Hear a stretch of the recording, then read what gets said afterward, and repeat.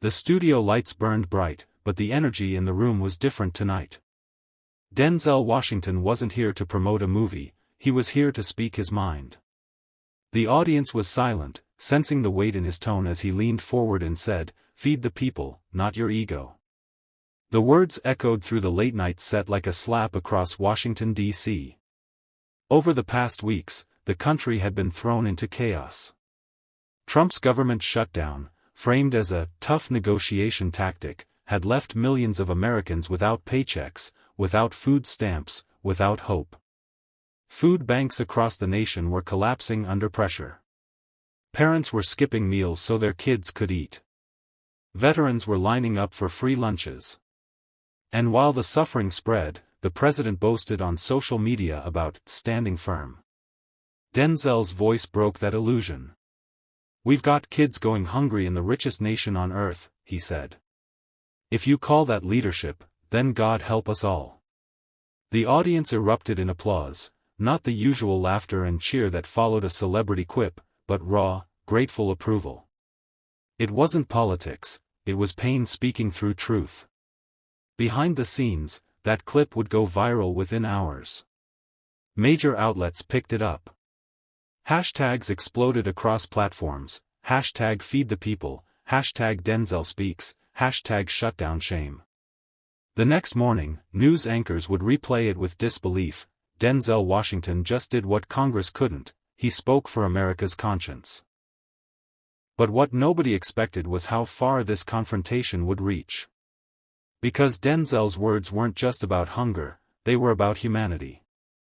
And this time, America was listening. By sunrise, Denzel's words had set the country on fire. Every major news network replayed the clip, over and over, his calm but cutting tone, his righteous anger. "Feed the people, not your ego." It was more than a line, it became a movement. From New York to Los Angeles, hashtags flooded timelines, hashtag feed the people was trending #1 worldwide. Celebrities reposted it. Veterans, single mothers, federal employees left without paychecks all stitched videos on TikTok saying, "He's right." Churches organized free meal drives, inspired by his call for compassion. Even grocery store owners put up handwritten signs, "We're helping our neighbors, because someone has to." But inside the White House, the mood was anything but inspired. Trump's advisors scrambled to contain the fallout. Conservative pundits accused Denzel of virtue signaling, calling him another Hollywood hypocrite. Yet their words fell flat. Because across the nation, people weren't listening to politicians anymore, they were listening to Denzel Washington, the man who dared to speak when others stayed silent. At a rally in Ohio, Trump fired back, sneering into the mic, "Maybe Denzel should stick to acting. Last time I checked, Hollywood doesn't run the country." The crowd cheered, but even Fox commentators admitted afterward, he sounded shaken. Meanwhile, Denzel remained silent. No follow-up posts. No interviews. Just that one sentence echoing through the conscience of America. Reporters camped outside his home, fans left flowers at his star on the Walk of Fame. For millions struggling to survive the shutdown, he wasn't just an actor anymore, he was a voice of reason in a time of chaos. And as donations poured into food banks under the slogan, "Feed the people," even Washington insiders started whispering, did Denzel Washington just start a political revolution? By the third day, Trump's fury had turned into a full-blown media assault. Every right-wing outlet carried the same talking point, Denzel Washington hates America. Clips were edited out of context, headlines screamed, "Hollywood elite attacks the president during crisis," and anonymous sources claimed Denzel never donated a dime to the poor. But the American people weren't buying it. The shutdown had gone on too long. Mothers still waited in line for food stamps that never came. Veterans were denied medication. Federal workers missed their rent. The struggle wasn't political anymore, it was personal. And no smear campaign could drown out that pain. That evening, Denzel finally broke his silence. He appeared on a special interview for 60 Minutes. Calm. Centered. wearing a simple dark jacket. No Hollywood glitz. Just conviction. When the interviewer asked about Trump's comments, Denzel leaned forward and said slowly, "You can twist my words all you want. But if a child goes to bed hungry tonight while politicians argue over power, then something is very, very wrong with this system." The audience erupted in applause. Even the interviewer looked momentarily stunned. It wasn't a soundbite, it was a sermon. He continued. "This isn't about red or blue. This is about right and wrong. If leadership means punishing your own people to prove a point, then we're no longer leading, we're losing our soul." Within minutes, the clip went viral again. News outlets called it Denzel's defining moment. The Washington Post's headline read, "A Hollywood legend becomes America's conscience." On social media, even political independents and conservatives began to echo his sentiment. Meanwhile, inside the White House, aides reported that Trump had ordered his team to dig up dirt, anything to discredit him. But the harder they pushed, the worse it got. Because for the first time in years, America wasn't divided by politics, it was united by hunger and dignity. And Denzel Washington had become its unlikely voice. It started as a rumor on Twitter, Denzel Washington to testify before Congress. By the next morning, it was confirmed. The House Oversight Committee had invited him to speak about the human impact of the government shutdown. It wasn't just politics anymore, it was a national reckoning. When Denzel arrived at Capitol Hill, the atmosphere was electric. Cameras lined the marble hallways, flashing in rapid succession. Lawmakers whispered to each other as he took his seat at the long wooden table. The same man who once played heroes on screen now stood face to face with the real villains of bureaucracy. He began softly. "I didn't come here as an actor," he said, his voice steady. "I came here as a citizen. As a father. As someone who's seen what happens when the people in power forget the people they serve." The room fell silent. Not even the usual partisan murmurs dared to interrupt.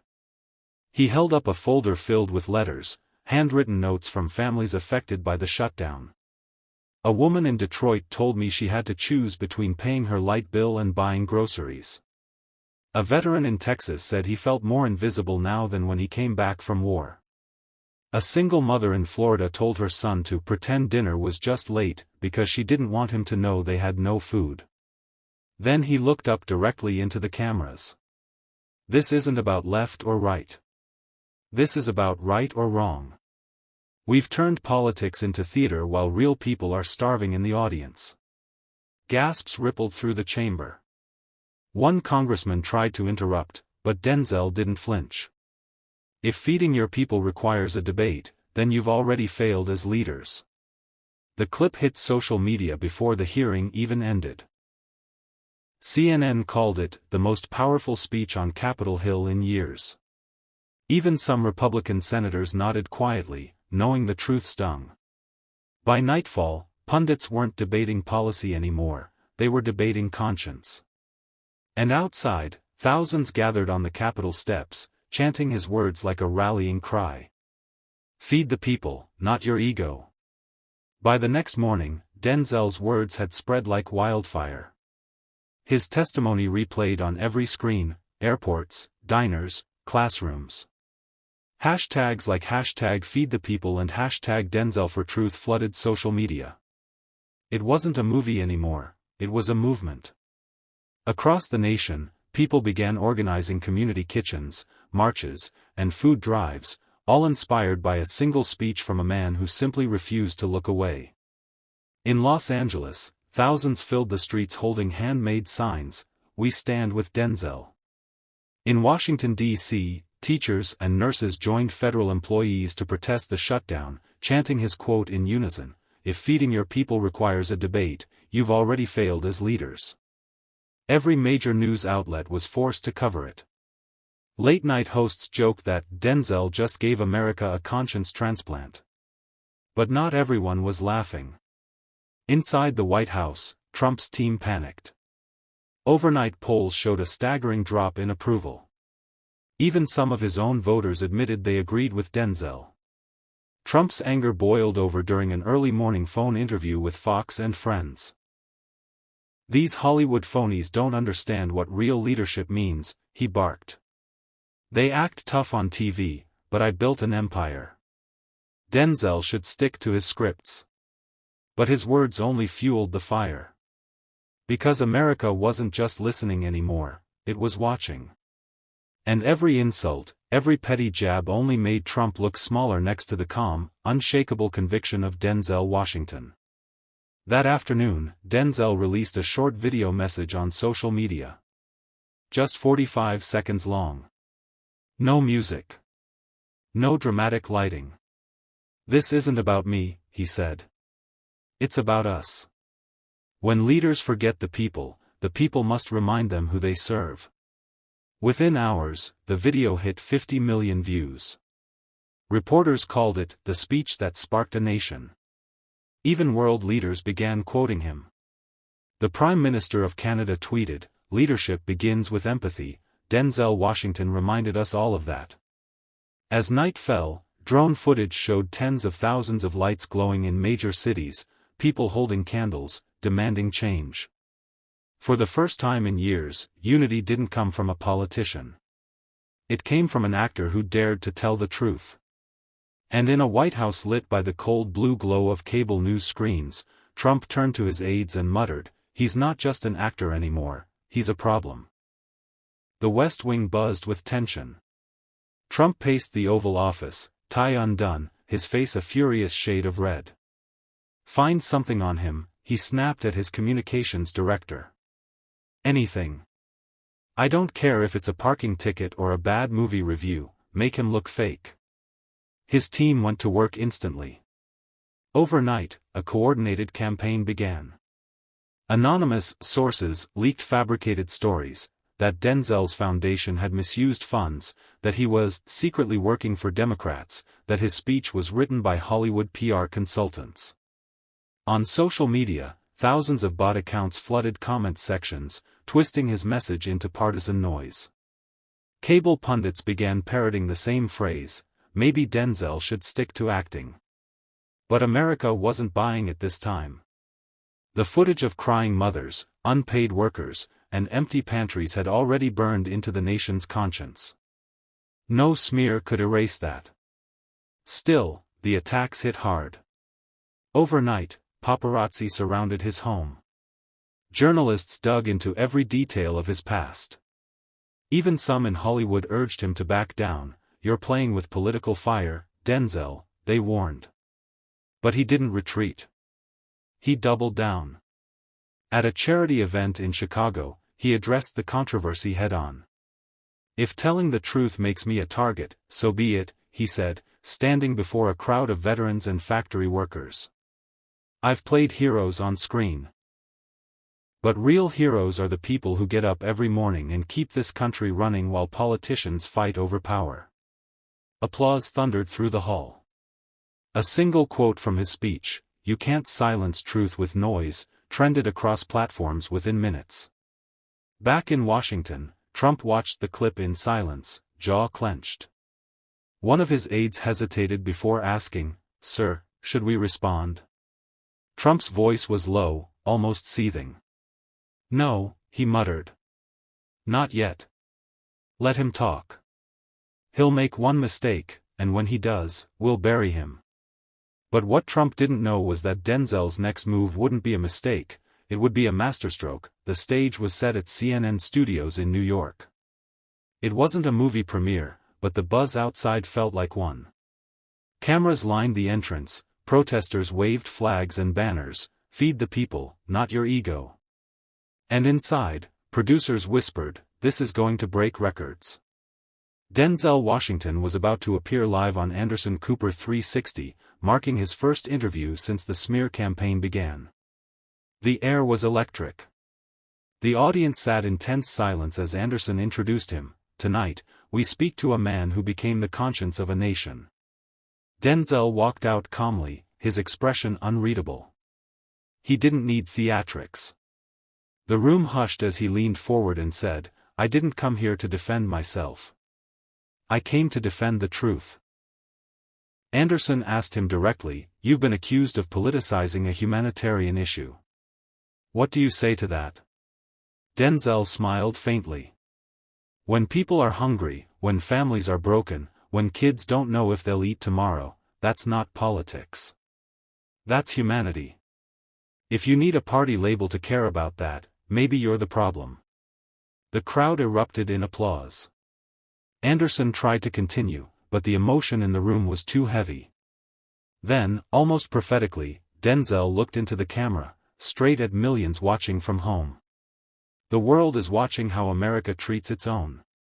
History will remember not our comfort, but our courage." At that exact moment, in the White House residence, Trump sat glued to the TV, a Diet Coke trembling in his hand.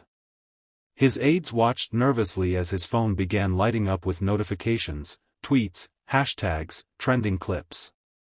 Hashtag Denzel Speaks Truth shot to #1 worldwide within 20 minutes. Unable to contain his rage, Trump grabbed his phone and fired off a tweetstorm. "Fake actor Denzel thinks he's a politician now. Sad. I've done more for America than all these Hollywood elites combined." But the backlash was immediate and devastating. Even his supporters turned uneasy. The replies poured in. "He's not acting, he's telling the truth. You forgot the hungry, Mr. President." By morning, Denzel's interview had amassed 200 million views across platforms, more than any presidential address that year. Commentators called it the broadcast that shook the nation. And for the first time since taking office, Trump's advisors began whispering the unthinkable: he's losing the narrative. 2 days after Denzel's interview, Trump called for an emergency rally in Ohio, a state that had always cheered for him no matter what. His campaign team billed it as a unity speech, but everyone knew what it really was: damage control. As the crowd gathered under blinding floodlights, the energy felt different. There were cheers, yes, but also tension, whispers, signs in the back that read, "We stand with Denzel." The division was visible. Even Fox News anchors noted it: "This isn't the same crowd." Trump stormed onto the stage, jaw tight, eyes blazing. The music blasted, "God Bless the USA," but his expression stayed cold. He gripped the podium like a man trying to crush it. "You know," he began, voice dripping with bitterness, "there's an actor out there, thinks he's the moral compass of America. Thinks he can tell me how to run a country." The crowd cheered, but it wasn't the thunderous roar he was used to. He noticed. And it made him angrier. These Hollywood hypocrites fly private jets while preaching about poverty. Denzel Washington should thank me for the freedom to even run his mouth. The words echoed, harsh and desperate.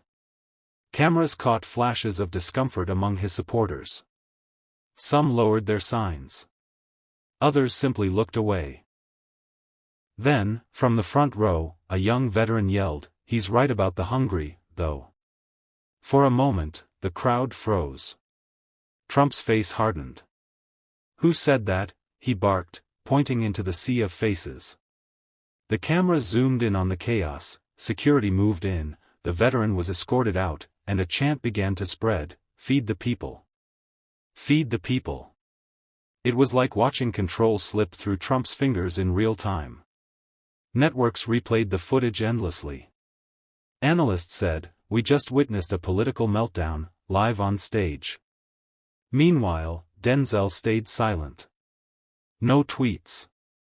No interviews. No statements. He simply posted one quote on his official Instagram. "When anger speaks louder than truth, the world knows who's losing." That single post became the most shared image on the internet that week. And for the first time, Trump's campaign donors began calling, demanding reassurance. "He's killing you with calm," one advisor warned him. But Trump couldn't calm down, he was unraveling.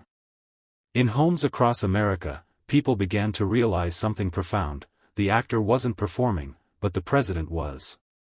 The Oval Office lights were still on long after midnight. Aides whispered in corners, avoiding eye contact as Trump paced like a storm trapped in human form. His tie hung loose, his hair disheveled, and the glow of multiple TV screens painted the room in flickering shades of chaos. Every channel was replaying the same clips. His meltdown in Ohio, the veteran's defiant words, and Denzel's haunting Instagram quote. "Turn it off," he shouted suddenly, slamming his hand against the desk.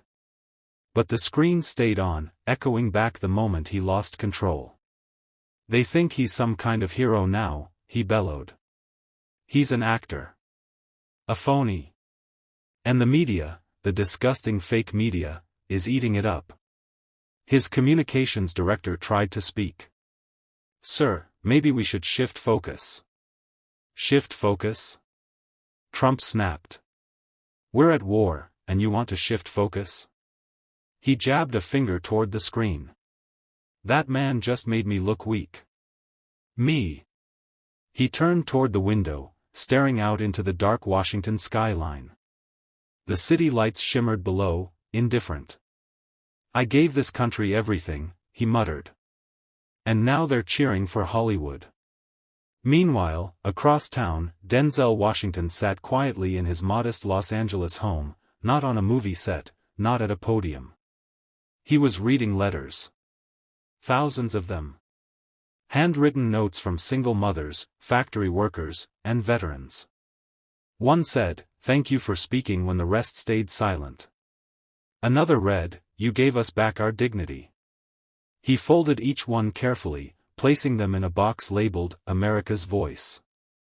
His publicist asked softly, "Do you want to issue another statement?" Denzel shook his head. "No. Let the truth breathe." At that same hour, inside the White House Situation Room, Trump's advisors were panicking. Polls had plummeted overnight. His approval rating dropped by double digits, not because of policy, but because of perception. "You've become the villain in your own story," one strategist whispered under her breath, too quiet for him to hear. Trump, however, heard the silence, and that was worse. He slammed the table, veins rising in his temples. "If the media won't fix it," he growled, "then I'll fix it myself."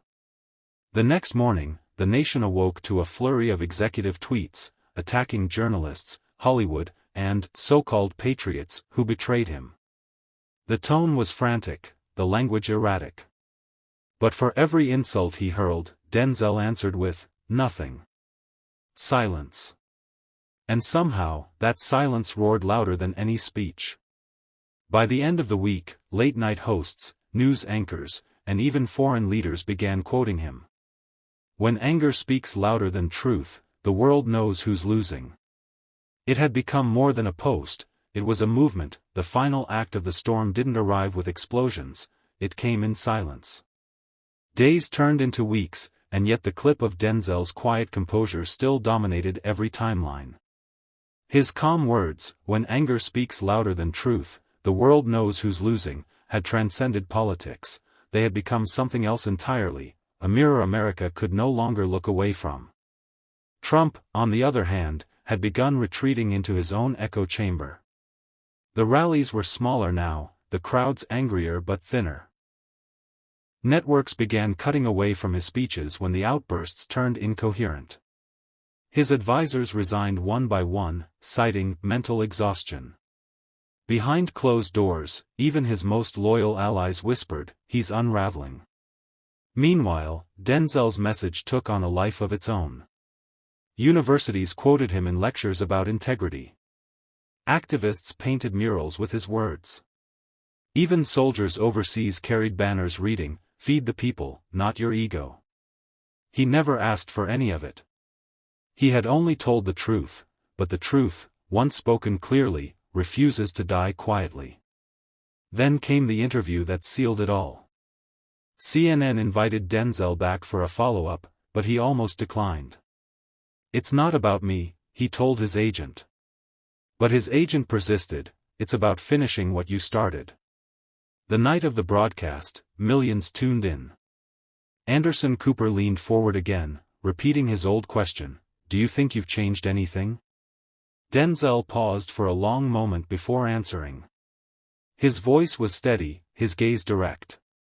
Change doesn't happen overnight.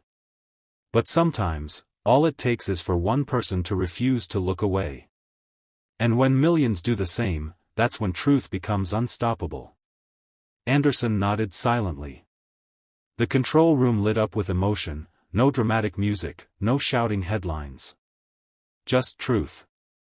At that exact moment, Trump was watching from his Mar-a-Lago residence, the sound low but the fury high. He threw the remote across the room, shattering it against the marble floor. "He's stealing my spotlight," he muttered bitterly. But outside, the world had already moved on. By sunrise, the nation's leading paper ran the headline that would define a generation. "The actor who spoke for the hungry, and made America listen." It wasn't about politics anymore. It was about principle. And in that quiet victory, Denzel Washington didn't just expose corruption, he reminded a divided country that empathy still had power. When the applause faded, when the outrage cooled, and when the headlines moved on, one truth remained etched in history. He didn't shout to be heard. He spoke to be remembered. History doesn't remember the noise, it remembers the truth. Tonight wasn't about politics, fame, or sides. It was about accountability. When leaders forget compassion, it's up to the people, to you, to remind them why it matters. If you believe in truth louder than lies, in unity stronger than anger, then don't just watch, stand up. Because silence feeds power, but courage feeds change.